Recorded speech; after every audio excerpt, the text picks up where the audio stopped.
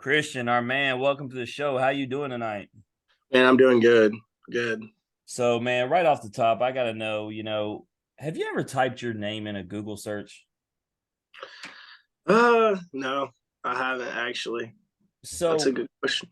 so we thoroughly research every athlete. We want to make sure we got everything right. And you're one of the hardest athletes I've ever had to find because there's some trumpeter in jazz music named Christian Scott who just wants to steal all the clout for your name. Like I can't find you because he's got it all, man. Like so clearly people didn't see that catch against Florida last year because I'll take your best hit over his best track. You know what I'm saying? Oh yeah, But we'll get it fixed. And then, Randy knows some yeah. people. We'll get it taken care of. Sounds good. But with that, man, talking about, he's a trumpeter, who's your favorite musician or band? And my favorite musician or band, I would say I'm a big Rod Wave fan. But if we're talking about, band, I don't really have one, but I'm a pretty all genre type of guy. I If like, you're going to hit BP, who's the go to? oh, definitely 50 Cent. I dig it. Like Mini Men. Oh yeah, oh yeah. All 50 right. Cent. That I'm telling you, you're starting off number one in my book Man, we've had a already. lot of these cats coming out. Christian country music's been hot, and Daniel does not do it at all. So you're speaking his language. Right, right. All right. Well, with that, man, what's a non-sports movie? What's your favorite movie all time? And definitely Lone Survivor. I mean, that movie right there is by far the best non-sports movie. Just the story behind it, and then it has a lot to do with sports in a way. You know. Yeah, no, I mean you're speaking Randy's language because that's his dude. Because that's Mark Wahlberg, right? Mark Wahlberg. Yep. Yeah, that's Randy's dude. So now you man, he's 2 for 2 right now. Oh So I yeah. guess this will be me. We'll see what your baseball. What's your favorite baseball movie? Man, I'm gonna have to go with Benchwarmers. That's definitely my favorite movie. I mean, it's because like, Solid. Well, yeah, that has a whole new meaning after Luke came on here and talked about how he touched home plate and made the noise. Now I need to go back and watch it actually since he said that. So right. so with that, growing up, man, who was your favorite athlete or favorite team? Would you follow the most? Oh man, my favorite athlete, I would have to say LeBron James, even though it's not baseball. Just how he carries himself and everything. Like he's not. You can Google a guy and there's nothing bad about him. I mean, he does a lot for his community and everything. And I mean, that's just someone I always looked up to, like growing up, and that's who I grew up watching. So with that, let me ask you a question because interesting thing with that is I'm a Westbrook fan, and LeBron, like Westbrook, has hit many different teams. Do you follow the team no matter where he's at? Yes, 100%. Gotcha. All right, last one, and then I'll let Daniel start to get into your story, man. Super Bowl is coming up. Even if you're not a big football guy, even if you don't care for either team, we just want to know, man, who's Christian Scott got winning the Super Bowl? Man, I have to go. I mean, I'm a Titans fan, but I have to go with the Eagles because Jalen Hurts, man, we're similar in a lot of areas, and there's more just going for the Eagles, but he's the main piece, and of course, I got a wide receiver AJ Brown, so I have to roll with the Eagles. You that's just ridiculous. Oh, Daniel, Hey, that is nothing ridiculous about that. man, that's sad. I mean, I thought, being a Tennessee guy with all that swag, I mean, like you would go with Mahomes, you would go with Kelsey, you go with those guys. Like, Let me Yeah, ask you a question though, Christian, as a guy, right? So does he get to? I got into a social media debate because I was posting like what schools had the most, from like Oklahoma or Nebraska, all those other ones, and right. Alabama fans they came at me tough, Christian, because they said that they're supposed to get to claim Jalen, so that's got to count for them, and then they would have had the most too. So does he get to claim both? One where he finished, where he started? I mean, what side? And I think it's both, honestly, because he did spend a lot of years in that program and He did. everything, and I mean that's where his name was made. Let me Even though, pose this like, to you. yeah, You are a college athlete at the highest level, right? He is. Mm-hmm. Jalen was. So Jalen's in there. He gets pulled that whole season. They had already. I went back and kept the receipts, Christian. Alabama fans talking about this dude's trash, which was ridiculous. So they didn't want to claim my cat then, but now my boy in the Super Bowl, in the MVP conversation. That's just how. That's why I don't let him claim him. Yes, you're right. He spent 3 years there, did his thing, but then he went to OU, Heisman final. That's my only caveat. If Randy, you're one gonna of dog our the boy. Randy, one of our guests is what solidifies it for me. Josh Hatcher still claims state, won a national title with him, even though he did his last year at Kennesaw State. I just want fans to keep that same energy. That's all I'm saying. I mean, when your boy needs you the most, you just throw him to the wayside. You just forget about him, man. That's kind of messed up. And then when he's on top of the mountain again, then you want to be like, oh, that's ours. That's Never ours. left my boy. No, Why y'all talking about Ole Miss fans in a nutshell?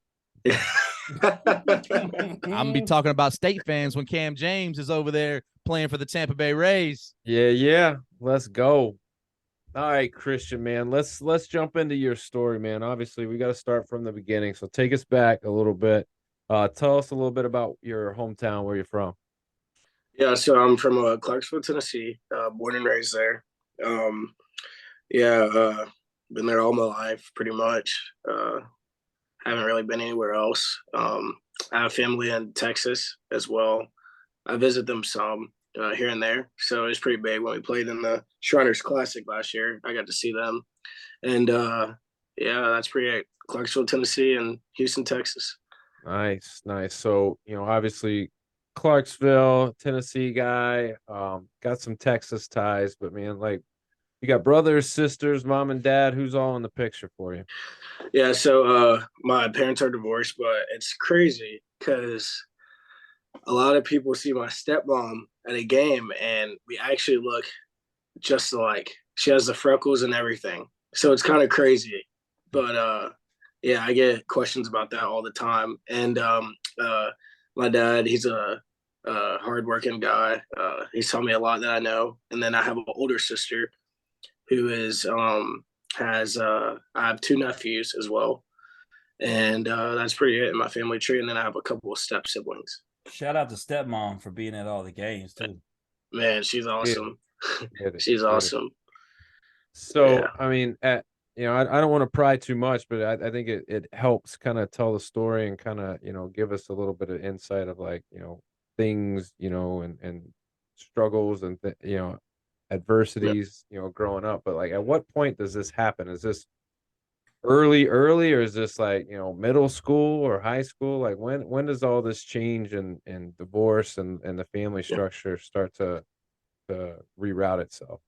Yeah, man, it started at an early age. I dealt with a lot of adversity. And it's kind of what made me who I am today, strong. And it was really tough. To keep it short, just like, having to go to different schools and, having to live in an apartment a few times. It was tough. I couldn't understand it at an early age, but when you have to go in a courtroom and talk to, attorneys and stuff at, 8 to 12 years old, it's kind of challenging. And then like around holidays, it was always tough. But that's one thing about my dad. He never made sure I was missing out on anything. He would make sure, he would come home because he's a self-employed. He would make sure that, I had a way to practice or I got off the school bus. And he was just a great father and everything. So, I mean, it was tough. It really was. But I found my passion in football, actually. That was my first true love. I would kind of just take all that aggression out in football. And I was really, really good. I played quarterback and linebacker. And then I was still playing baseball and basketball. And I kind of just was like, man, I don't know. Like, I really want to settle down and focus on baseball. So after, those days of, I'm upset or like, where's mom? No, it was, all right, dad, let's go hit some baseballs. Let's go throw. And I can remember, I'll save this story for later because I'm sure I'm going to talk about the Florida catch, but I'll save that story for later. But yeah, it was tough, man. It really was. But honestly, the adversity helps. Well, it seems though, and I think as a kid, you resort back to the things that give you the joy. So like when all this is going down, obviously you find football, you find baseball, and those are your outlets to kind of get away from it all. And obviously digging in deep and really immersing yourself into the game probably help get past that, but also probably help you develop as an athlete. You mentioned football and baseball together. Were there any other sports, basketball, soccer, anything like that, or is it strictly just football and baseball? Yeah, I played basketball all throughout middle school. So that was more just like my fun sport to see what I can do. Go ahead and ask him, Daniel. Can you hoop? Can you hoop Man, really? Like okay. honestly, be reflective and can you hoop?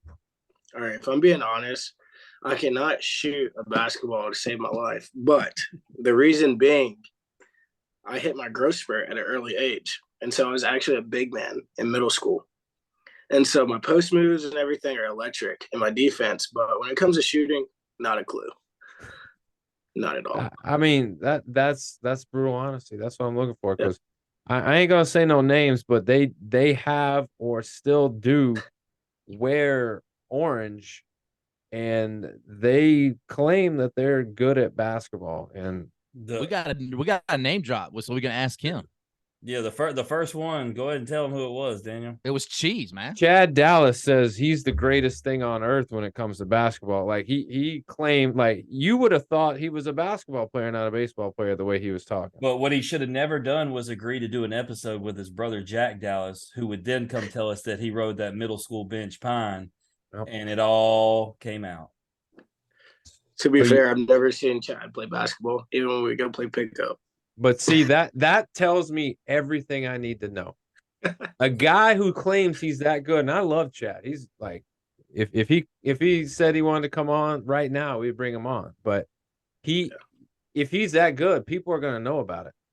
Like we would bring you on, you'd be like, oh, let me tell you about him. He is a baller. But you're just like, no, I've never seen him play. But the best basketball interaction actually came between Tennessee guests when Blade Tidwell said he'd dunk all over Seth Halverson's ass. That was great. So, yeah, Blade is actually really good at basketball, but Seth Halverson was on Sports Center for dunking on somebody. So I don't know how that'll work out because he's pretty good at basketball too. We got to get this game, even though, they got careers to protect. We got to find a way to get this one-on-one happening. Right. The in off the bench home run derby / 3-on-3 pickup tournament. And Christian's going to be there to play defense and drop post moves. We got it. Oh, yeah. We could do this. We could just start the IOTB Big Two. We could just completely rip off the Big Three and roll with it 2-on-2. But Christian, man, you went to 2 high schools. Obviously, you spent some time at Northeast and you transferred to Rossview. Tell us a little bit about Northeast. What was that like, and why the transfer? Yeah, Northeast was definitely it had my heart for sure. It was more just my freshman year having to face a guy named Donnie Everett, which was who passed away. But to face guys like that and everything it made my high school career so much easier because you're facing 100 and everything like that. And I'm up there as a freshman, and the first pitch I see is an outside pitch, and it takes the catcher's glove and goes all the way to the backstop. And I'm like, what did I get myself into? But, I mean, to face guys like that and have success, it was really cool at an early age. And then sophomore and junior year, it was still success. And I was just like, I mean, something's missing. And we would go to a regional, we would host, and then we would lose. I was like, there's something more. And so I was just talking to some old buddies that I played travel ball with, and they were like, hey, we want you here at Rossview. And I had already thought about going to Rossview and everything. I was just like, man, I can't leave this family I have here. And so our last year, we ended up going to Sub-State in Northeast, and it was a great year. It was the furthest we've been and everything. And I just felt like something was missing. But now that I look back, like a lot of those guys I played travel ball with and everything, and we had a lot of memories.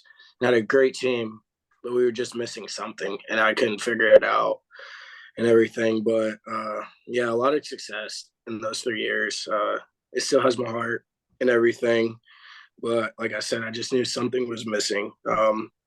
Really didn't deal with any adversity there. It was kind of just like, grinder days. But other than that, I mean, it was a lot of conditioning, that's for sure. It's more than I do here at Tennessee. Um, so that kind of prepared me for my future years in college and everything like that. Well, I mean, it seems like, that transition to Rossview, you found what you were looking for. As a senior, you're batting 460, you got 65 runs scored, 39-6 overall record, a state championship title. I mean, I guess when you look back on it and you look at the accomplishments and the individual accolades, like that was a great move for you. Yeah, it really was. It really was. You want me to talk more about that, Ross, for you? Yeah, I mean, you can go into it. I mean, I'm just curious to you couldn't really pinpoint what it was that Northeast was missing. Yeah. Other than, to me, it sounds like a state championship. Yeah. And that's the thing. Like, I wanted to win. And it was, like I said, something was missing, and I knew what it was, and that was a state championship. And the hardest moment was definitely turning in my jersey at Northeast and saying that I was going to a different school. But one guy pulled me aside. He was like, if I'm being honest, you got to do what you got to do. Like, I know you want to win and you want to win now. He's like, you've always been a winner and everything. And I was like, yeah, man, but it sucks. Like, I was in tears. I was crying. I was like, man, this sucks. Like, I don't want to leave you guys. But then I realized the guys that I came in with, they were leaving also. Because I was always hanging out with the older guys, which were the seniors, and I was a junior at the time. And so that was pretty tough. And soon after I said I was transferring to Rossview, our head coach had left and went to a private school. So I was like, okay, it feels a lot easier. And then I get a call saying that one of the assistant coaches had passed away. He had a brain aneurysm, and so I was just like, man, like what? Like, man, I was that was the first time I ever had to talk at a funeral and everything. It was sad, but I could just hear him telling me, like, you're doing the right thing. Go win. Go win. And so I go to Rossview, and like, it's the thing about Rossview, man. That's where my dad grew up. That's where my granny grew up. Like, it was home. Like, that felt like home. I mean, I walked in on the first day and it felt like I was in a movie. I was like, man, this is awesome. Like, I'm excited to be here. Like, let's do this. And so I look up, I got guys that I played with when I was 7, 8, 10, 11, 12, all in the lineup and everything. I'm like, dude, this could be something special. And so I just love their meaning of the team, which their slogan was together. And what really made me come there was after we faced them, my junior year, I heard one of the coaches say, like, I love you, like, together, like, we're together. And I was like, man, like, I want to be a part of that. Like, I want to be a part of something special. And so I get to Rossview and everything, and it like I said, it was amazing. We get into practices and everything. The coaches are awesome. And out of nowhere, this tornado hits our field. And I'm just like, oh, like, that's not going to be good because it's right before season. And I'm like, we're not going to have any home games. And so the principal goes and looks through our lockers and everything, make sure none's damaged, which everything was damaged except this one thing. And that's been a key piece of my life. And it was my Bible left standing right in my locker. And she was like, I know you want this. This was the only thing left.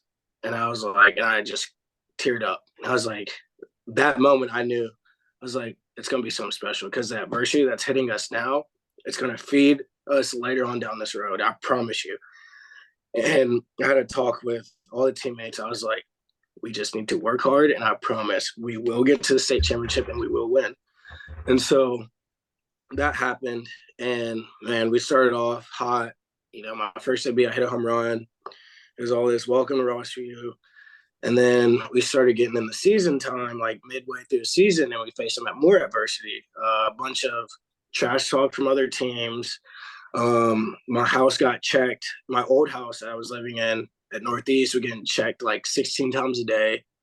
They were trying to make sure that I couldn't play, whatever. And so, which I didn't live at the house at the time. I was living in an apartment over in the Rossview school zone.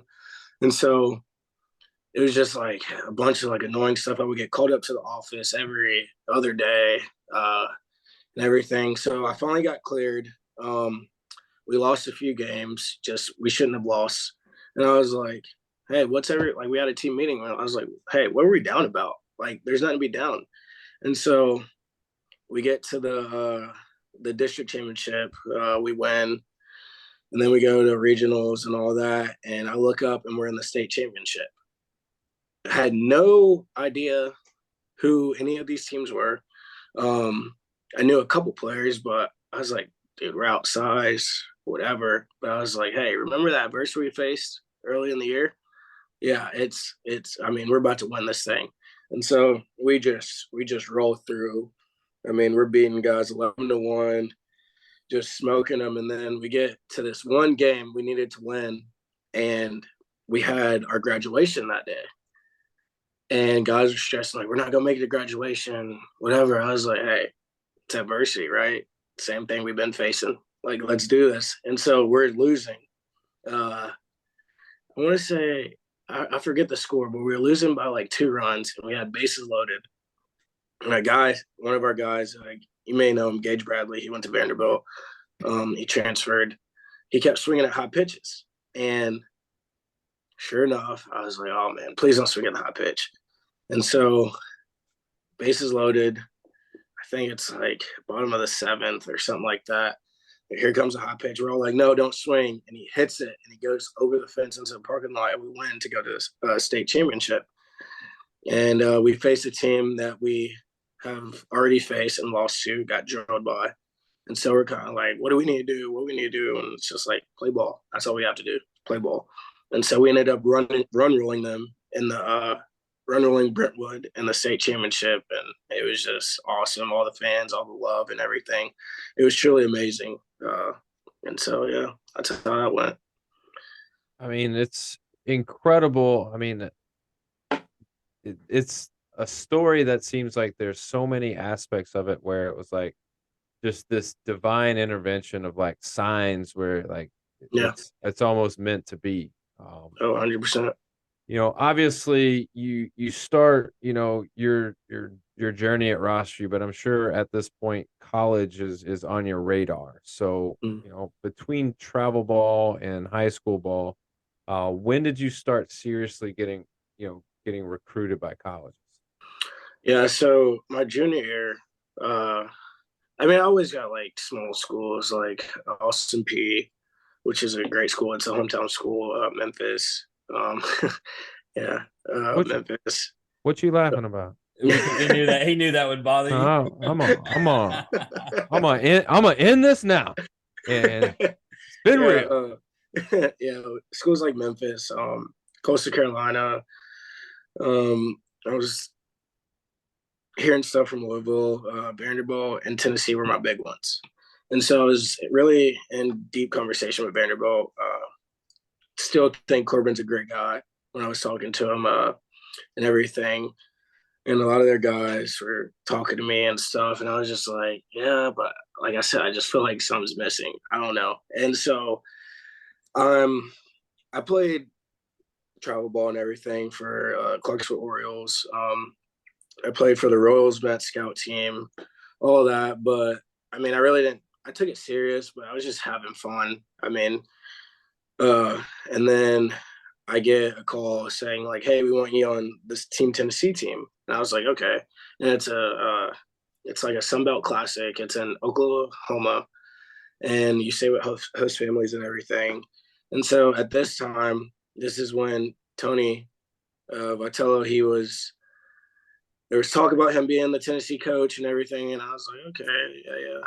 But I never seen him in person. And at this time, me and Vanderbilt kind of stopped talking. And then he texted, or Coach Corbin texted me before I head out to Oklahoma. He was like, "Hey, when you win, come talk to me, whatever." I was like, "All right, cool." Like, it was awesome. Everybody on the team was committed. And so I get there and we stop at Central Arkansas. We had to practice there. And I was like, man, like, this is awesome. Like, this is pretty cool. You know, you're playing with guys like Ryan Weathers and all those guys. Like, I was like, dang, I'm actually here. Like, this is awesome. And so I get there and there's one guy in the stands waiting for us to practice. And I'm like, well, like, all these guys were just at Memphis when we were playing, and there's only one guy here. And come to find out, it was Coach V, Tony. And I didn't know who he was at the time. And so he was watching our practice and everything. And we get to the tournament in Oklahoma, and I'm playing really good, like probably the best I've ever played at the time. And it was just awesome. I'm batting leadoff, playing center field and everything, playing with a bunch of great guys. And then our pitching coach was actually there, Frank Anderson, and Coach V. And they watched me hit a left-on-left home run and everything. And they started getting in contact with me. And I was like, you know what, Coach? Like, I would love to take a visit. You know, like, you were the only coach there at our practice. Like, that goes a long way. You know what I'm saying? And that goes a long way with how well our program is doing too, because they put in hours to make sure. You know what's crazy though is, like, this is the first time, and it kind of makes sense. Is like Tony V didn't care about the game. He wanted to know what you did at practice. Yeah. Which is probably the difference maker. I mean, honestly, at that level, all you guys can play and show up in the game. Yeah. What do you do when the time that he has or he's going to have matters most to him? Yeah. And nobody knew. Like, people just thought he was like a fan or something. Like, nobody knew that was actually Tony Vitello. Because you see this guy with the hair and everything, looking all fancy, like, who is this dude? But then come to find out it was him, because the next day he accepted a job, you know, at Tennessee. And so it was just, I mean, it was pretty cool. And so after that tournament is over, I get all the accomplishments and everything, the awards, and it was nice. I enjoyed it. Me and my family had a good time. And I go home. I remember, like, I'm talking to Corbin, I'm talking to V and everything, and I'm playing Fortnite. And I'm like, who's this calling me? And it was Coach V calling me. He's like, hey, like, we want to offer you, blah, blah, blah. And I was like, oh, let's go. Like, that's sweet. And so I run downstairs, talk to my dad. He's like, hey, I'm leaving it in your hands. It's what you want to do. It's your future. You know, you pray about it, and, you know, you can get back with him. And so I go up there and I'm like, I prayed about this already. Hey, Coach V, let's do this. I'm ready to rock. Like, you left him on hold this whole time when you went downstairs and everything? Yes. Like, I'm going to be right back. You said, excuse me, you're not my coach yet, so I'm gonna need you to hold on. Oh yeah. I just know this, guys. Like, I didn't think there was anything that could make me like Tony V more, and Christian just hit me with a story that found a way to make me like him even more. The new story is this: Christian Scott is the first player that he ever recruited at Tennessee. It had to be. Yeah. I mean, it was before he even took the job officially. Yeah, and I went from being one of the first to the last because of how long it took me. Like, I really love Tennessee. I like Vanderbilt, but Vanderbilt is like 30 minutes away from my house. And I was like, man, school and everything. I was like, let me ask you this, Christian. And this is a serious question, because somebody told us this. Is Tim Corbin a real guy, or is he just like a robot? Talking to him, he's a real guy. He's a real dude. I don't know how it is after your visit or whatever, but talking to him, I learned a lot. But definitely a robot on the field. But when you get guys like Vitello and all those guys, I mean, they shoot it to you real, and they're the same person when they meet you and the same person after. I can't speak for other programs, but I think we have the best coaches in the world, if I'm being honest.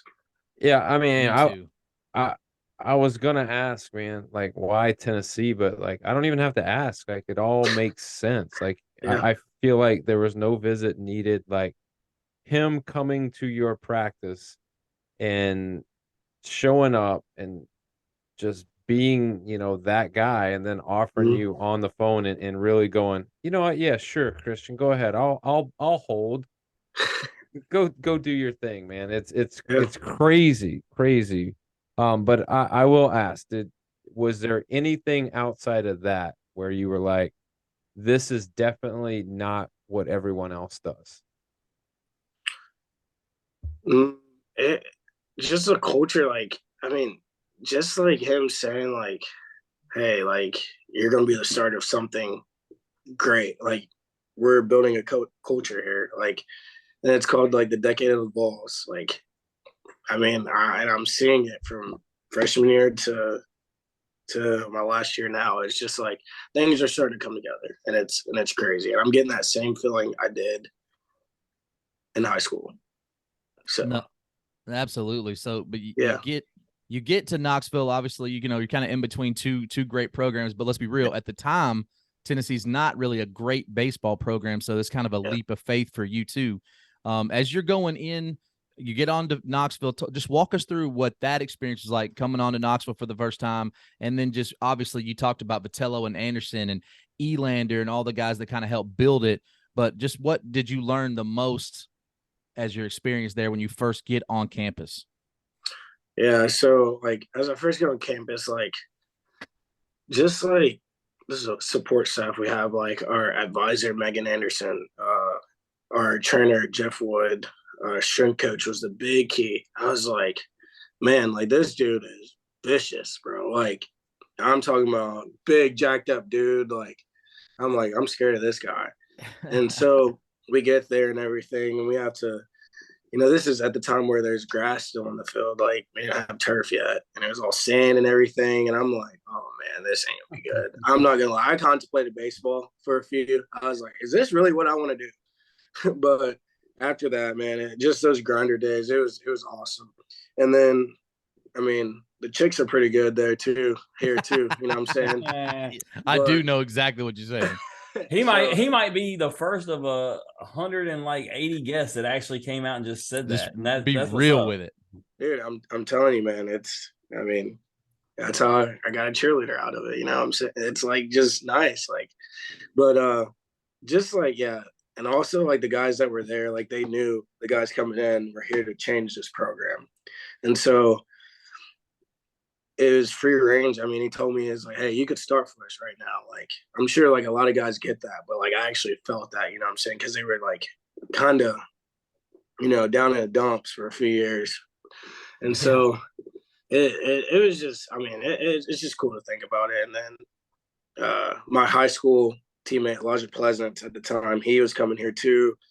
I was just like, dude, let's do this. Like, I mean, why not?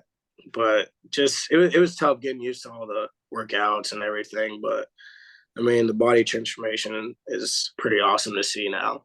So it was worth it. That's how you get that cheerleader, cuz. Oh yeah. And Got to. Elijah's been on here. That's what's up. Oh Yeah. yeah. Yeah, no doubt. So freshman year, let's jump right into it. You play in 21 games. Most noticeably, you go 2 for 2 with a double against Arkansas. So talk about that freshman year. You talked about the workouts and the culture change, and everything's kind of moving probably at a light speed. What did you take the most out of your freshman year, and did it really set in? You said you contemplated baseball. So at some point that kind of calmed down. Did it really set in? Could you guys feel, even though the winds weren't stacking, could you feel that you were working towards what you ended up becoming?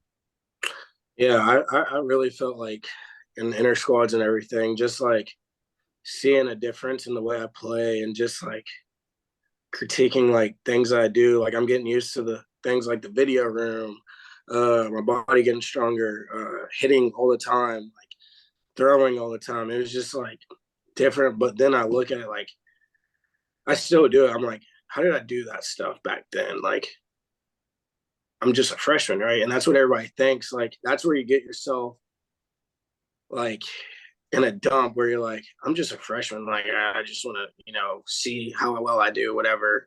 But no, it's like I'm here for a reason.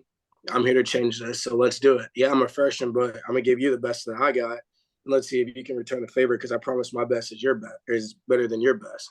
And so I took that mindset, and so I mean, it's like I'm training for a fight. It's like a UFC fight, like right now, like we have 2.5 weeks to train for a fight for the rest of the season. So that's how I kind of took that approach freshman year. And I mean, I wasn't really afraid of anybody. And a lot of the older guys are like, how do you do it? Like, you know what I'm saying? I was like, hey, I just don't fear anything. Like I'm here. So why not do the best that I can? Well, I mean, you got that real life experience that we talked about coming into this, right? That's heavy shit, right? That's not Yeah. baseball. That's that heavy stuff. So, but going into the 2020 season, obviously COVID hit, which is unfortunate because we've talked to a lot of your teammates that year, and that was kind of the year that you guys thought that, you know, you could really make a lot of noise and make a run at it. You start off, you know, blazing hot. How did that kind of feel, and what was the feeling like? A lot of guys say it was surreal when it, you know, everything was shut down, but how did you cope with that, Christian? Man, I probably sat in my room for about a week, just like, dude, honestly, in tears. Like, I was heartbroken because if you take that team, you could probably make 3 or 4 different lineups with that team. And we had everything we needed to make a deep run and win it all. But just like that team was so close for a short period of time. And so it really hurt when, I mean, you know, a team's close when after, you know, you get a call saying like our season's canceled or whatever, and you all go to the field and you're just crying like together. Like we could have easily just went back to our rooms or something and just whatever. But no, we go back to the field and we soak in all the memories we did have. And I mean, we were happy for the guys that got drafted, but then we flipped the page and we're like, hey, who's coming back? Let's do this thing. You know what I'm saying? Like, of course, you're not going to get Garrett Crochet back and Zach Daniels and Alex Solari, but hey, like, who's the next man up? Let's do this. And so, yeah, because Connor Pavolony is as straight a shooter as I felt like we've ever had. And he said we had him on after y'all even went to Omaha in 2021, which Randy's going to get to. But he said he felt like that 2020 team could have been better than that. And so that said a lot. Yeah, it was crazy, man. It was crazy. It is crazy to think about, though, that team was that most people don't know that, right? You only got to play, what, 15 or 17 games, and then it just gets canceled, which, you know, for sure a lot of teams. But you're right. The consistent message from all the guys that were on your team is the same thing, how close you guys got, how talented you were, and that same story about going to the field and being, you know, in literal tears just about what could have been or what's not going to happen now. Feeling like kind of slipped away. But listen, 2021, it gets a little bit better. You're back on the diamond. You play in 31 games, make 9 starts, 286. You set a career high in at bats with 42, 14 runs, 12 hits, 4 doubles, 5 RBIs, 10 walks, 2 stolen bases. So first question for you, you know, now you're playing a lot more. You're coming off that COVID season. Do you feel like you're meeting your own personal expectations in your third year now? Or really, I guess your second year, but really your third year? Yeah. No, I didn't. It was tough. Like it was a place that, like, of course, nobody's been in before coming off of COVID. So like the training was kind of, you know, different.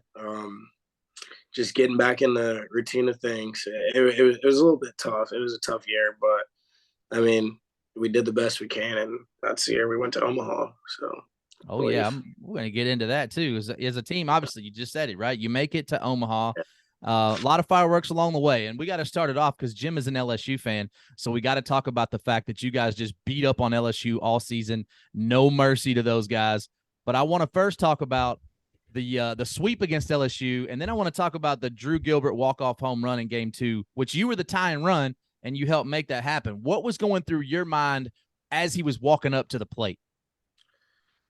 Yeah, man, it was kind of crazy because I was on base on a lot of the walk-offs, like the one against Arkansas for Max Ferguson. I was on second base, about twisted my ankle, you know, running the base because I was so excited. But that walk-off was absolutely insane. Like I lost the ball and I just started sprinting. Like it was unbelievable. Like any best moment you have times 10. Like it was absolutely incredible. And I mean, I really think that hurt Wright State the rest of the tournament. They didn't recover. And I mean, shoot, I don't think anybody could. Yeah, would you? No, not at all. And the worst part is Gilbert walks off so many times. He got the wrong one that you asked about. You asked about the LSU walk-off homer. But the right LSU? Yeah. Don't get me started with LSU, man. Look, that means you've been on base for 2 Gilbert walk-offs. That's a nice feeling where you get to just watch that thing clear the fence, right? Yeah, yeah, it was, man. But the LSU one was pretty cool. Um, yeah, we knew. I mean, like I Randy, do you know said, who? like Do you happen to know who the LSU one was off of? I didn't remember it real time, and then when I saw it, it kind of hurt my heart. Oh, he's been on here. Fontenot. Fontenot. but yeah, yeah, it was him. That was Yeah. my guy, and y'all beat up on him, man. Before Both before times. Hey, before we get into the LSU thing again, because I'm about to throw some real shots at that. But you guys obviously you face Arkansas in the SEC championship. You go on to lose, but you're hosting a regional in Lindsey Nelson. So what I first want to ask you, Christian, is now you've talked about the culture change, you guys building and what Tony and the guys and you. I always say this to the players. Tony's going to get all the credit. Frank Anderson probably doesn't get enough. Elander probably doesn't get enough. But the players themselves, do you guys ever have a chance to take in what you guys have built along the way? oh yeah, I mean, before like during that Wright State game, Coach V told us he was like, "Hey, turn around and soak this all in." He's like, "I didn't do it, you guys did it." So it's funny you asked that question because, I mean, after Drew hit that walk off, we're just looking at everything and like, wow. And he always told us like, this place will be filled with Tennessee fans if you bring your regional and super regional to this field.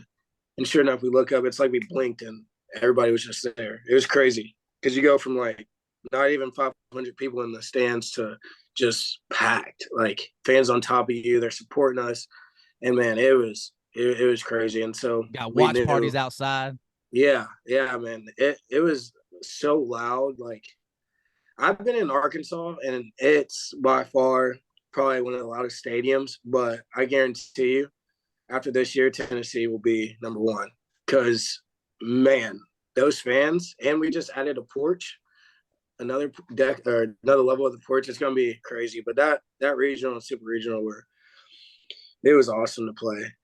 No doubt. You kind of already talked about the Wright State walk off. Obviously, that whole regional, that just a huge moment in Tennessee baseball for you guys.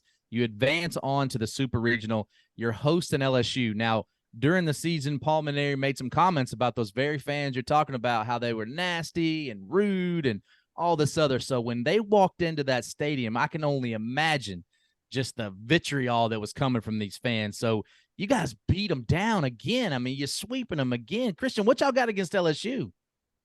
I mean, a team that stays quiet has the best chance of beating us. And so when you talk, it gets our fans riled up, and you're probably going to lose. Just to be honest, because the only team that beats us is a team that just stays quiet and does their thing. And so, I mean, nothing against LSU, like they have a great team, but at the time I felt like it was just a bunch of name guys there that were just, playing off their name or whatever. We're in areas we don't care who you are. Like we don't care. Like you're gonna get the best we got. And so Well, Randy, there's one guy that Luke came on here and said they gave the nod to, and he doesn't talk; he just performs, and that's Dylan Cruz. There is that guy. yeah, no, He's that I exception. actually met Dylan Cruz. He's that guy. He's a great guy. He really is. So he is. you not only you got to respect that guy, right? I mean, he's 100%. So not only did you guys beat LSU down again, you send Paul Maneri out in tears on national TV. Fans are going crazy. But now walk me through that moment. You talked about, V saying, turn around, soak this in. Now you're advancing to the College World Series. Is there another moment where you stop and just soak it in again to think now we're going to Omaha? This is the dream. Man, yeah, that was, it didn't feel real at all. Just like dogpiling and everything. Like all I could think about was high school, but I was like, dang, this is times 10, man. Like we're going to Omaha. Like we talked about this. And so that was pretty cool. And then to do a victory lap with all the fans, I got a bunch of Tito's and all whatever it was mixed in, all drenched over my face. Man, but it was Eyes awesome. are burning. Yeah, I was like, what the heck, man? But then I was like, let's go. We're going to Omaha. Yeah, let's do it. Yeah.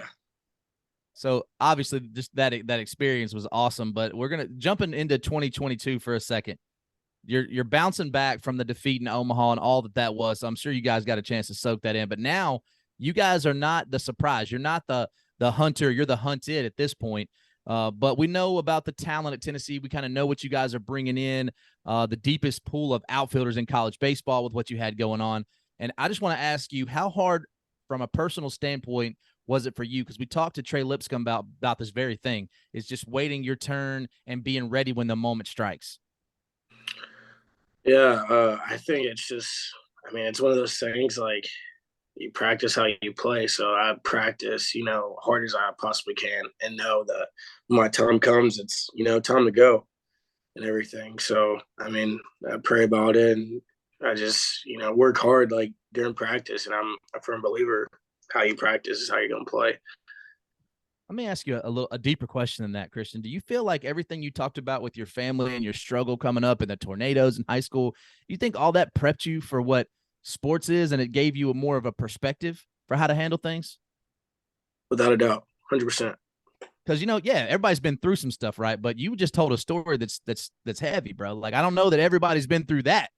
And you just seemed like just one thing after another, but you handled it with class and dignity. Mm-hmm. And I guarantee you that when V saw you, it was more than about how good you practiced in any individual awards. That's the type of dude, because we talked to him on here, talked to your teammates. It's a character talent you got to have in the SEC, right? Yeah. But character is what stands out to me about all the guys that come on here, which is why sometimes I get a little bit in my feels when people talk about Tennessee's arrogant and they're this and they're that, because they're not paying attention. I mean, you should see me, Christian. I go to war and I'm not even a Tennessee fan. People will talk about you guys and it's like, man, we interview these guys. You should really actually listen and get to know who they are. Man, I hear that a lot, and it's almost like you play hard, you get talked about in a bad way. We play with passion, you know what I'm saying? And so it's like, I mean, would you have somebody who rather plays with passion or timid? Y'all make college baseball fun, period. Yeah. I want That's dogs. I want dogs. That's what I want, Christian. Yeah. Oh, yeah. But I want to talk about some emotion for a second. You guys played in the Shriners Classic in Minute Maid Park. You hit a bomb against Baylor. Talk about what that feeling was like, hitting a bomb in a major league stadium like that. Man, it's crazy. So, fun fact, I'm actually colorblind.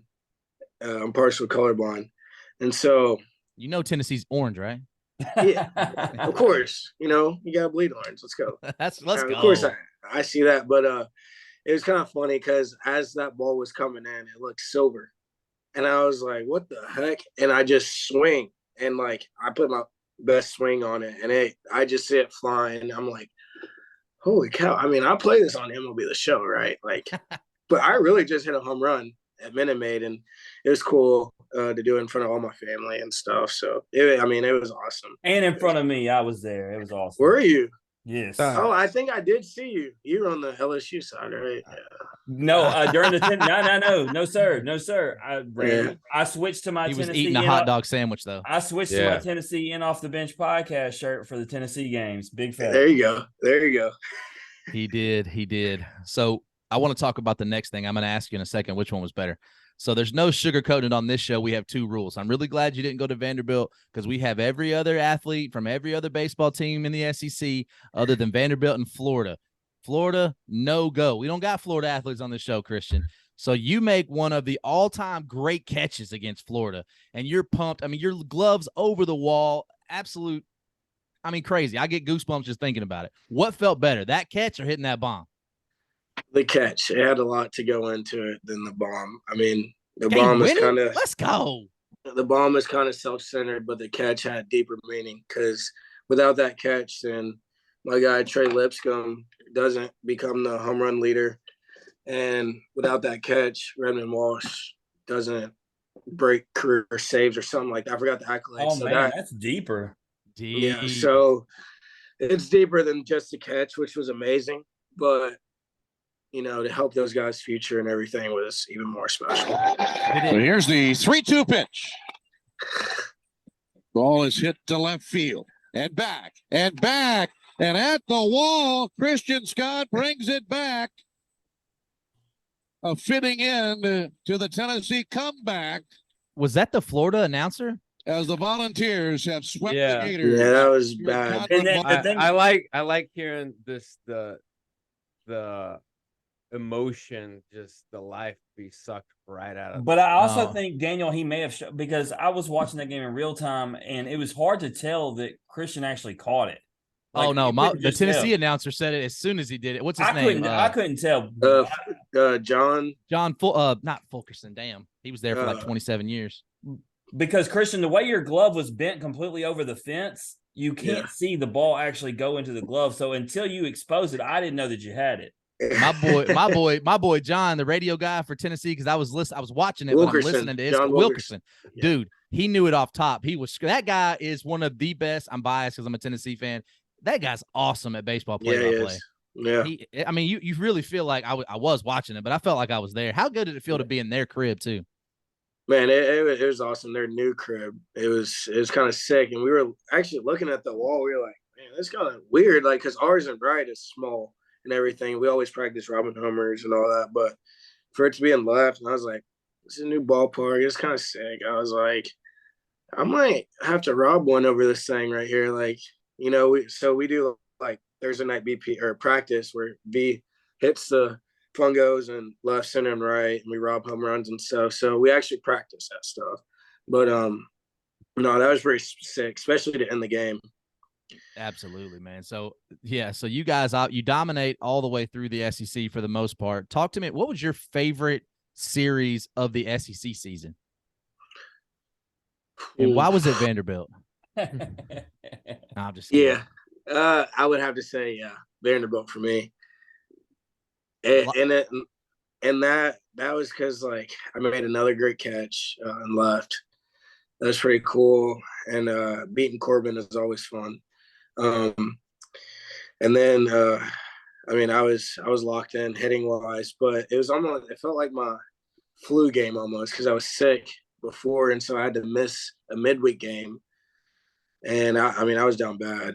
I couldn't hold food in my stomach, but and so I was like praying. I was like, please let me travel. Like I knew I was gonna travel. I was like, please, I want to play, like whatever. So I had a good BP and everything. And so I'm in the game and I'm like, oh, let's go. Like I'm taking it to him. Like, come on. And so, yeah, I remember I either get hit by a pitcher, get a single, whatever, and I still second. And I'm like, oh yeah, like, and then I'm back, Luke baby. Luke Lipschitz hits me in, and we just go crazy because like without that steal, then I'm only going first and third, and so that was like a big key in that game. And then hitting off Christian Little was pretty fun. Just facing competition again is always fun. I might get to do that again. Yeah, Randy, it's interesting that he said he made a great catch because according to the Vandy Outfitters, the lights were such a problem. Yeah, they couldn't see the ball. Right?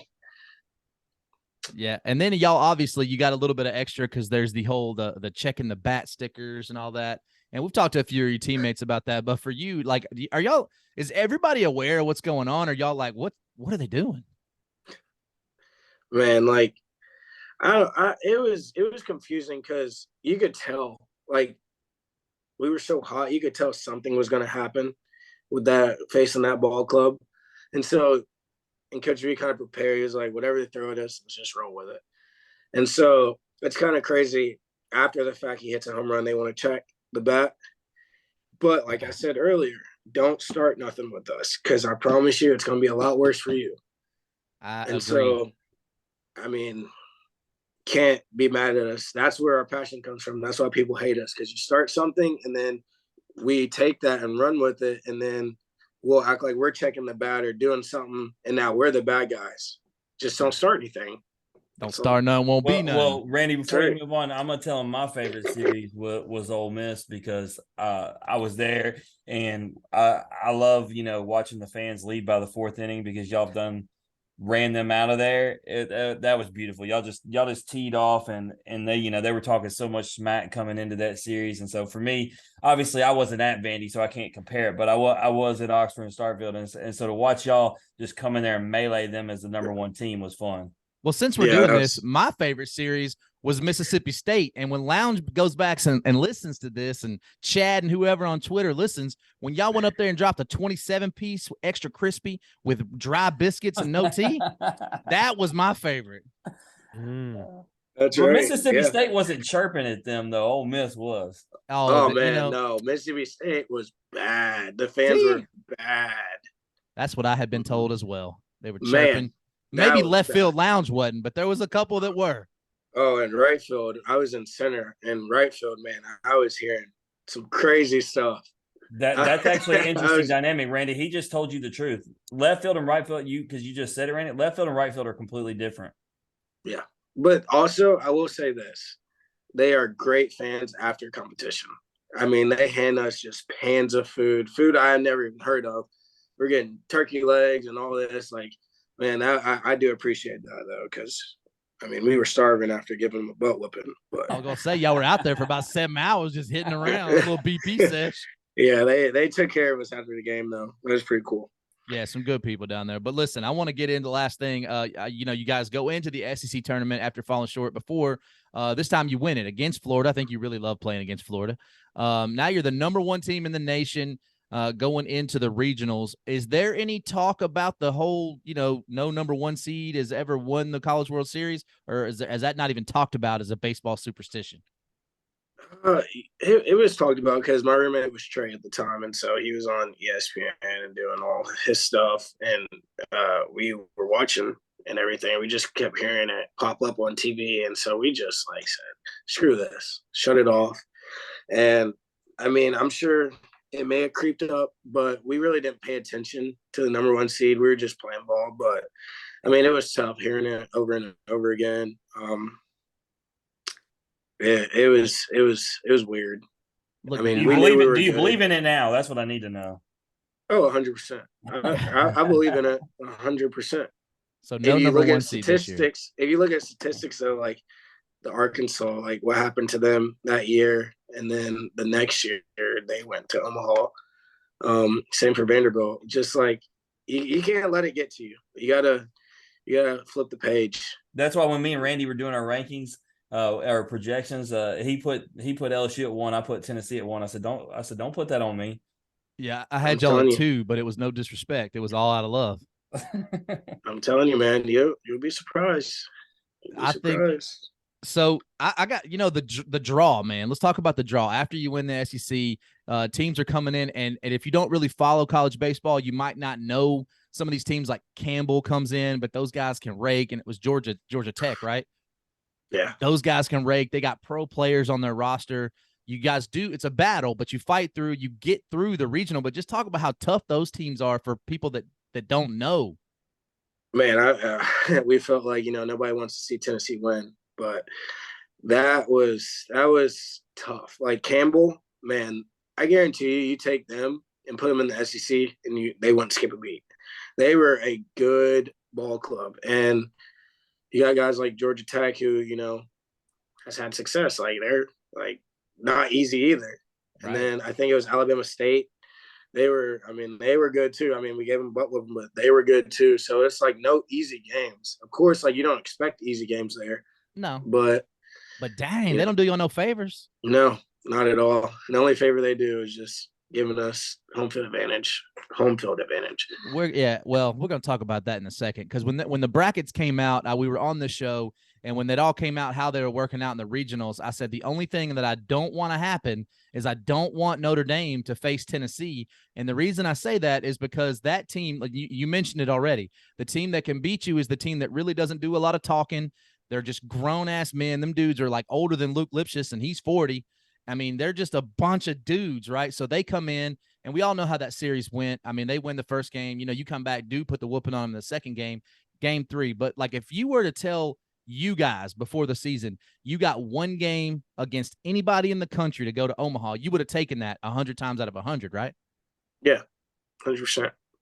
It doesn't go our way, Christian. It doesn't go our way. And we could talk about why it didn't. Luke kind of talked about he felt like it got a little bit out of hand. But all that aside, how good was Notre Dame, man?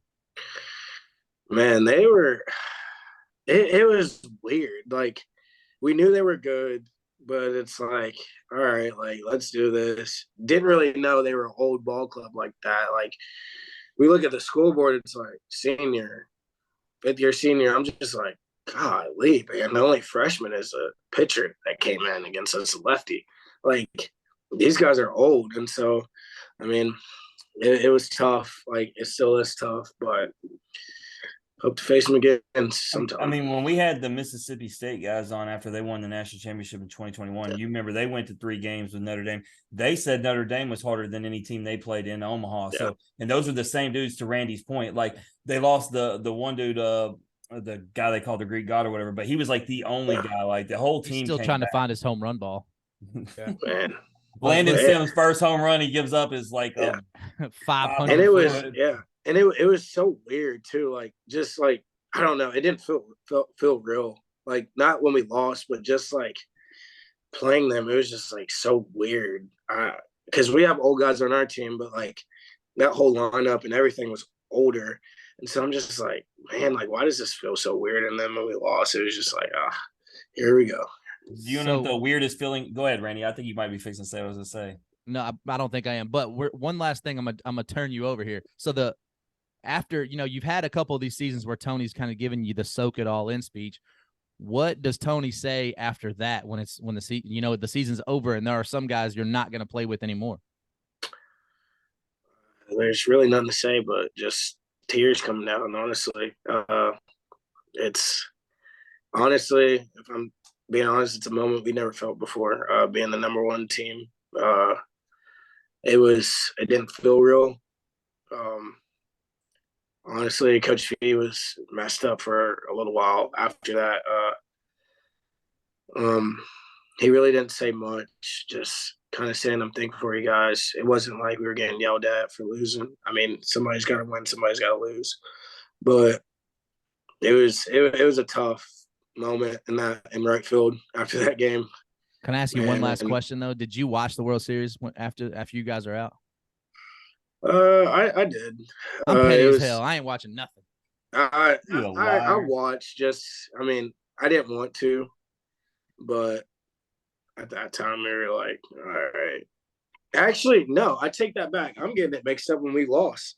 And when we went to Omaha and lost and came back home. No, I didn't watch it. Actually, I was at the water park. I was at the water park and the game was on and we seen Ole Miss won and we were livid.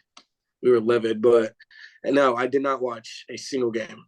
Well, I'll tell you this, we were talking about weird moments, and what I thought Randy was going to say was Jack Brannigan, it was not scheduled this way. We like to have fun and say it was, but he was our next guest that Monday after that series. So, of course, we set Randy up to ask all the questions. But with that, I wanted to just tell you what Jack said, and I thought this was the best part. It solidifies probably what anybody who knows baseball and watched all season thought.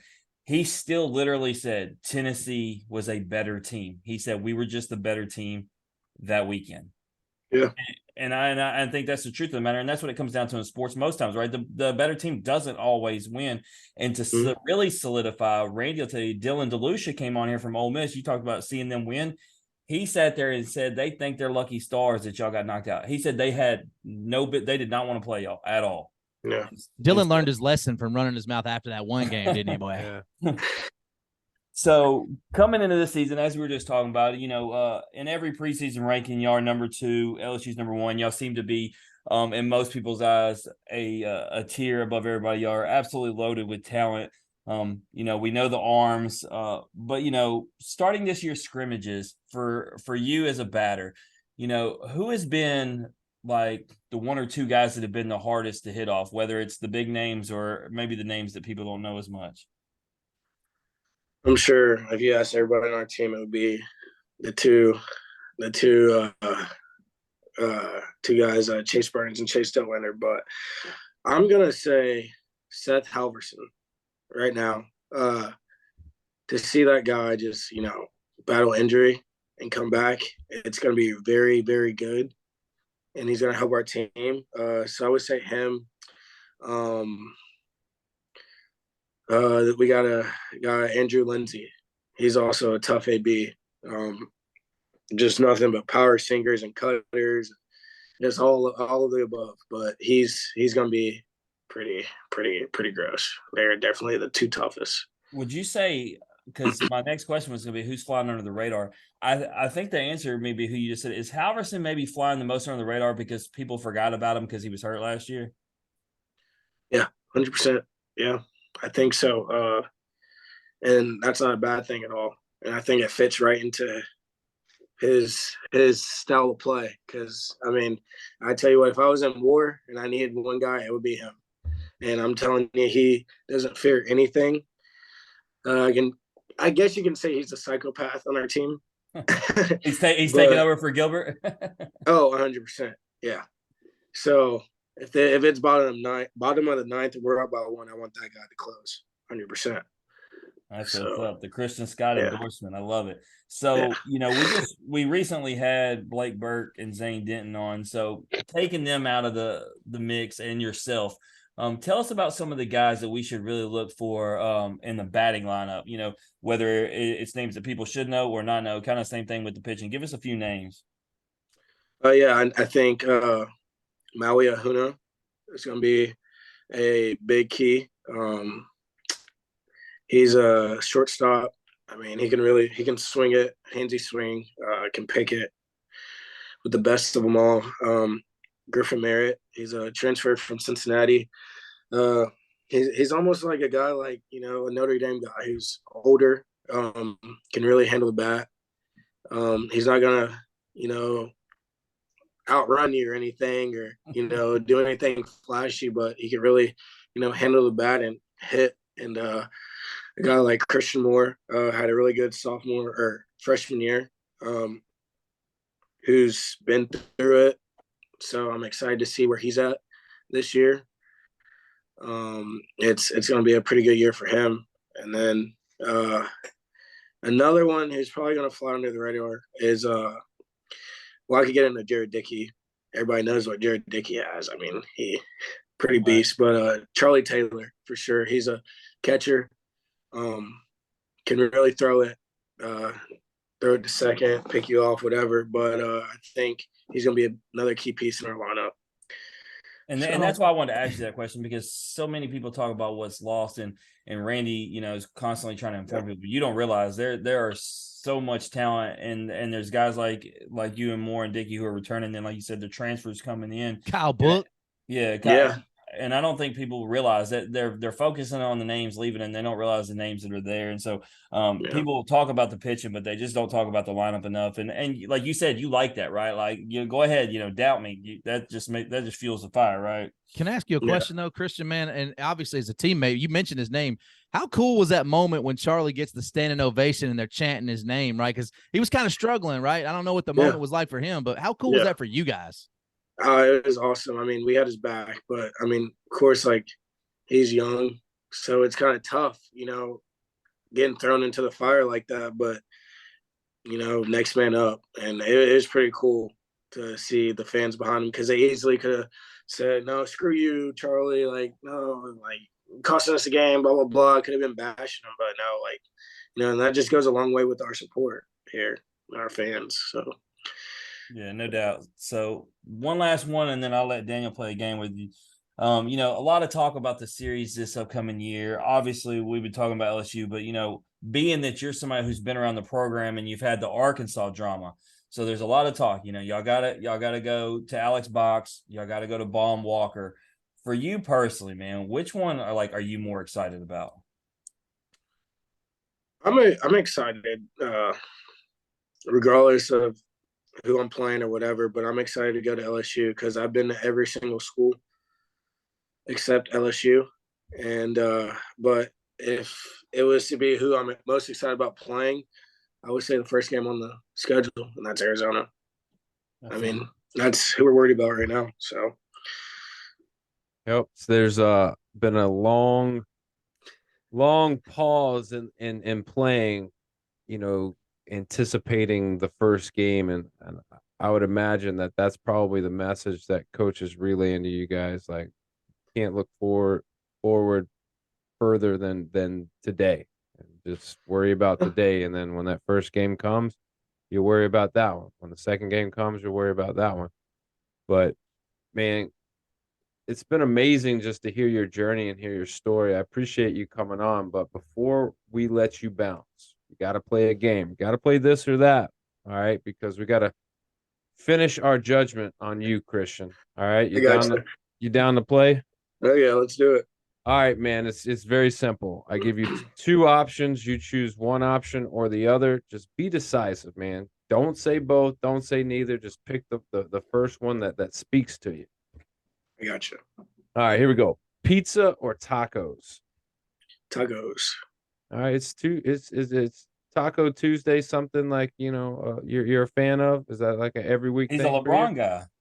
Oh yeah, Taco Tuesday. You gotta love the tacos. I mean, I like pizza too, but tacos is the main, is a go-to. I got you. All right, so daddy hat or fur coat? Fur coat, fur So coat, because that daddy hat gets dirty. With the fur coat, you can you're like a pimp. And you rock that fur coat well. Yeah, Rock it. How there you bad go. does it smell though? Yeah, it's got to be Uh, pretty disgusting, right? Considering Blake Burke wears it all the time. No, I'm kidding. Well, Blake said No, y'all ain't cleaned it in the offseason, which scares me a little. That's a little nasty. no, it actually doesn't smell bad at all. It's all good. The hat though, the hat is all the sweat and stuff. I had my feelings hurt and my dreams shattered, because two of your teammates come on here and they I asked them about this fur coat because let me tell you how I picture this fur coat. In between games and in the off season, I picture this fur coat on like a mannequin, like posted up in this glass case, next to a bunch of national championship trophies and stuff. But the reality is, y'all just throw it in some closet and it just sits in there. Like I think it deserves more respect than that. Y'all got to do better. It's hanging up in the locker room now, so it's still like in the bathroom area, but it's just hanging up, so nobody can see it and steal it or whatever. So it's just hanging up in the back. That is a true fact, Daniel. If it was displayed out, somebody might try to steal it. But I mean, hopefully it hits the Hall of Fame at some point whenever y'all are ready to move on to the next article of clothing that y'all want to. Hey, we're just gonna keep adding. That's all. We're just adding to it. Hey, there you go. There you go. Y'all be doing mid-inning wardrobe changes for long. I think we're gonna add the cane this year, so we'll see. Oh, man, is that breaking news? Exactly. We might. Yeah. Hey, we got a few options, but no chains. Nobody's ever thought about no chains. No. That's an option. Like Flavor Flav with a clock and shit. Yeah, like yeah, it's an option. We haven't. We're trying to get one customized, so we'll see. We'll see. Ooh, wow. All right. Would you rather rob a home run or hit a home run? Depends on the situation. No, that's the neither or both thing. I knew you were going to do that. I was fixing to cut you before you could say it. Don't add context to my questions, Christian. You just answer it. I would say hit a home run. For sure. Are you bat flipping if you hit a home run? 100%. You said for sure, Daniel. I felt like you would be a robbing a home run kind of guy. Me personally, yeah, but I feel like a Tennessee guy, swinging the stick a little bit, they want to hit home runs. That's their MO, I feel. Oh yeah. Bucket list concert or bucket list sporting event? Which one would you rather attend? Bucket list sporting event. What is the bucket list sporting event? LeBron in the finals. Oh, yes. That ship is sailed. There. Oh man. Yeah. For sure.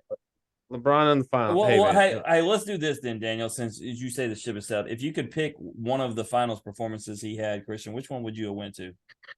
Oh, the Cleveland, for sure. Cleveland and Warriors game. 100%. Man. Because I'm a big Kyrie Irving fan too. So. Aren't we all? Christian, I just got follow up to that. You don't believe all what he believes, though, right? Like no. I just like the way he plays. Okay, the earth is round, right? When you hit bombs, it doesn't. Here's what I know. Regardless of what he thinks I have 3 pairs of Kyrie's. I think he has the best shoes, and that's my personal belief. So I don't I'm understand. Why are Kyrie's shoes so cheap, though, bro? I don't understand. Maybe that's why I like them. I can afford them. I don't know. My sunsets cost like $230 though. Don't act like they were cheap, cuz. I'm not hating. I got a bunch of pair of Jordans that cost more than that. It's not that. It's like what I'm asking is why are Kyrie? They're fresh. Why are they so cheap? I don't know. Hey, maybe try to do like your boy John, make them affordable to the people. Christian, if I ever buy a pair of shoes worth $200, y'all gotta do something. Man, Y'all gotta do something. All right. Back to it. Who's faster, you or Kyle Booker? me. No hesitation. Like, is there like I feel like you said it so quickly and like so matter of factly, like y'all have done this and like there's footage of this. There's not footage, but it's just like, I mean, it's just there. The only person I've raced is Seth Stevenson from last year, and I beat him in a race. So I'm fixing to text KB right now and ask him. You lying? You're basically the fastest guy on the team, right? Yeah, 100%. No, nobody wants that smoke. They don't. They just don't. All right, this is one of my favorite questions. All right, would you rather be attacked by a tiger or a grizzly bear?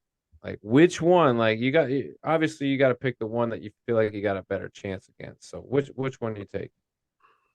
Grizzly bear. Why? Because if I got attacked from a grizzly bear, I feel like I can outrun it better than I can a tiger. Christian, you cannot. I can. You can't. I don't know. I can. Maybe I'm a believer. Have you seen me run? Have you go when you get off? That's what I want you to do all night tonight, Christian. I want you to nothing but YouTube grizzly bear speed, and then come back and talk to us. I'm telling you, man, you fast as hell. If my life depended on it, I promise you that grizzly bear is not catching me. Well, you better not be with me because I'm trading you you off off top. Running zigzags because I'm doing everything I can. I'm still disappointed. Blake Burke said he would play dead with a grizzly bear. I want to see Blake Burke fight a grizzly bear. I think that is what you're supposed to do, but like, no, I'm not. But Blake's a big guy. I want to see the fight, bro. He ain't as big as a grizzly bear. Have you seen a grizzly bear in person? Yeah. Well, maybe he gets one of the smaller ones. I asked a person a couple weeks ago. You know what they told me? Oh, run up a tree. What the fuck? What do you think that bear's gonna do? Yeah, no. I mean, definitely grizzly bear. I will. So whatever we thought we were gonna. Yeah, go ahead. Whatever I can do to get his paws off me and sprint, I'm all about it. He will not catch me. There's nothing you could do to get his paws off you. Daniel, you might be able to outrun him. I'm screwed. We thought we were doing a basketball game, but now we're gonna see if somebody can get us a grizzly bear and we can get a race going. Oh, I promise you, I will outrun the grizzly bear. Drew Gilbert's from like Minnesota. They probably got like grizzly bears. He's got a grizzly connect. Yeah, he's got a grizzly bear. All right, Christian, would you rather save one loved one or would you rather save 100 strangers? So quality or quantity? Loved one. Every time. Yeah, it's the way to go, right? No, yeah. Sure. Luke Savage is the only one who said the 100 strangers. He's standing alone still. Yeah. Oh, God. Last question, and this is a highly contested question. Would you rather betray your best friend or would you rather be jailed for a crime you didn't commit? Betray your best friend or jailed for a crime you didn't commit? Can I ask a question, please? Like how long? No, it doesn't matter. Like, see, that's the silliest question that people come back with. Well, how long am I in jail? Let's give him 10 years. Let's give him 10 years. 10. It's not weekend time, Christian. No, I'm sorry, but I'm gonna have to betray my best friend every time. Yep. I'm not. No. Yep. These dudes they already know my answer to this question. I'm gonna stick the knife so far in their back and it just. I'll tell them later. Twist. But... Who's your best friend? Cause I just no, just for research purposes. My best friend. You don't got to tell it. I'm just joking. I'm just gonna slide in their DMs and let them know. It's okay. Trey would tell them to say the same thing. It's okay. So would. Well, Christian, man, it's been an absolute pleasure. Blast. What a great story, man. Is there anything before you bounce, anything you want to plug or promote? No, just I mean, thank you guys for having me on. Hopefully, we can turn you into a Tennessee fan, though. Hey, Yeah, worry about me, baby. Look, it's how you define fan. Like, do I hope you guys do well, and do I hope you win? Do I think you have a really good shot of going to Omaha? Yeah, absolutely. Do I think you have a good shot if you get to Omaha to win a national championship? 100%. That's not enough. I mean, I guess you're right, Randy. Like, what more do you want from Daniel, me? let me ask you a question. Can you do what I do? I'm not a Tennessee fan, but when I go to the games, I wear the Tennessee in off the bench shirt to every Tennessee game. Will you wear orange? Yeah, will you No. wear a Tennessee in off the bench shirt? I'll wear black. So y'all Come better on, y'all bro. better Hey, wear the people black. wear- To be fair, we did play Memphis in the fall. And I was there. Gave them a butt whipping. So, And most Christian- people do. and I was in a boot. I did see you in a boot, but let me tell you something, man. Y'all played the longest damn baseball game in the history of baseball. Yeah, Bro. Y'all played 24 innings. I took my daughter with me. She's 7 years old. She's a trooper. She was with me. We got to like the ninth inning, and she knows like 9 innings, right? So we get done with that, and she's like, "Whew, it's over." I'm like, "Actually, they got 9 more." She was like, "What?" So we stayed till about the 12th or 13th. I look Yeah. over, and she's like, "Slump." Yeah. I'm like, "All right, I well, don't it is blame like you. 23-1 or something, so we could probably bounce." Yeah, I don't blame you. I would have been gone after the first one. Well, Christian, man, I'll help you out on your promotions. If y'all out there want to see what Christian Scott is doing on Taco Tuesday, maybe he's got tacos, maybe he's got burritos, maybe he's getting fancy and making a little plate of nachos. Who knows? Maybe on a Friday he's just chilling out playing some Fortnite. You never know. But you can go on over to Instagram @_CScott8 and you'll get to see him in all his glory during the week doing the things that he loves. Or if you want to see what the Volunteers are up to this spring, going over to Instagram @Vol_baseball. Check them out. You'll get the updates on the games. You'll get the schedule. You'll get fly promo videos and all the goods, man. So Christian, dude, hey, we wish you the best of luck, man. We hope that you guys have a great season, special season, and hopefully, who knows, we'll bring you back on. We'll talk about it. Might be hoisting a few trophies this year. Oh yeah, 100%. Let's do it. All right. That's Christian Scott, everybody. If you like hearing Christian's story, or you just like hearing us average Joes talk X's and O's, please like and share the podcast on Facebook, retweet us on Twitter, listen and subscribe on Apple Podcasts, Spotify, and Anchor. As always, comments, ratings, feedback, likes, hugs, loves, hearts, all the good accolades. We'll take it all, and some of the bad, but please make it mostly good. See everybody next week. Got episode 8. We're gonna switch gears, man. We're moving out of the SEC. We're gonna travel to the ACC. We're gonna talk ACC baseball with Wake Forest baseball star Brock Wilken. This has been the Off the Bench podcast. As always, remember, strong body, sharp minds, grit and grind all the time. We're out.